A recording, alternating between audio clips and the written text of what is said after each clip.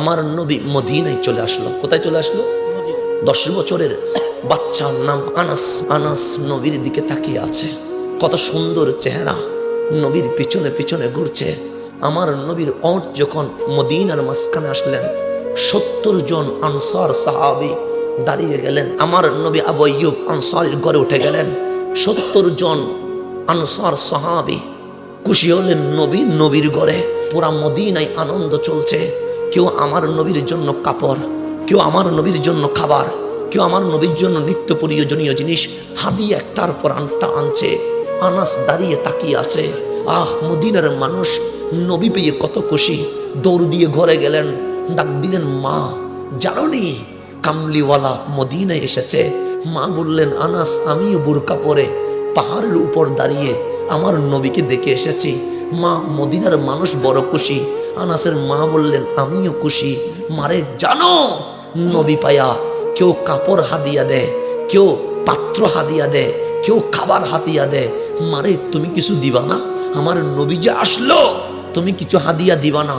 আনাসের মায়ের চোখ দিয়ে পানি বের হয়ে গেছে। ডাক দিয়ে বললেন, আনাস, আমরা গরিব মানুষ, এক বেলা খাই, 2 বেলা খাইতে পারি না। মন আছে দেওয়ার, আমার তো সামর্থ্য নাই। আনাস বুঝে গেলেন মা বড় কষ্ট পেয়েছে। আনাস বললেন, আচ্ছা মা, তোমার কাছে সবচেয়ে দামি জিনিস কোনটা? আনাসের মা বললেন, বাবা, তোর চেয়ে দামি জিনিস আর কি হতে পারে? 10 মাস 10 দিন পেটে রাখছি, 2 বছর দুধ পান করাইছি, আমি মায়ের কাছে আমার আনাস সবচেয়ে দামি। তখন আনাস বললেন, মা, আমার হাতটা ধরে নবীর কদমে গিয়ে বলবা, আমাদের ঘরে তো কোনো দামি জিনিস নাই যেটা নবীরে দিতে পারবো। আমি এক মদিনার অসহায় নারী, আমার বড় দামি আমার সন্তান আনাস, নবীর কদমে হাদিয়া দিয়ে দিলাম। মা নবীর কদমে গিয়ে বললেন, এটা আমার সন্তান আনাস। এই আনাসকে মদিনার অসহায় নারী নবীর কদমে হাদিয়া দিয়ে দিয়েছে।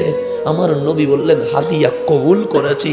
যেদিন নবী হাদিয়া কবুল করলেন, আনাস আর আনাস নাই হয়ে গেছে খাদেম রাসূল। 10 বছর কন্টিনিউ আমার নবীর খেদমত করেছেন বিনা বেতনে, কোনো পারিশ্রমিক। 10 বছর যখন শেষ, হযরতে আনাস নবীর কাছে গিয়ে বললেন, নবীরে একটা জিনিস চাইব, দিবেন নি?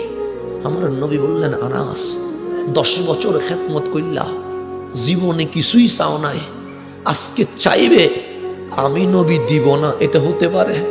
চাও আমি নবী দিব, কি লাগবে তোমার? টাকা? আনাস বলে, না। কি লাগবে তোমার? ঘর বাড়ি? না। আনাস বলে, নবীর একটা জিনিস লাগবে। আমার নবী বললেন, বলো আনাস। হাল্লি শাফাআ, কাল হাসরের ময়দানে যখন একলা হয়ে যাব, নবীরে আপনার শাফাআত বড় দরকার আমার। কে বলতেছে? আনাস। আর আপনি বলতেছেন নবী শাফাআত করতে পারবে না। আর আনাস গিয়ে বলছেন, নবীরে হাল্লি শাফাআ, আপনি কি আমার জন্য শাফাআত করবেন? আমার নবীর চোখ দিয়ে পানি বের হয়ে গেছে।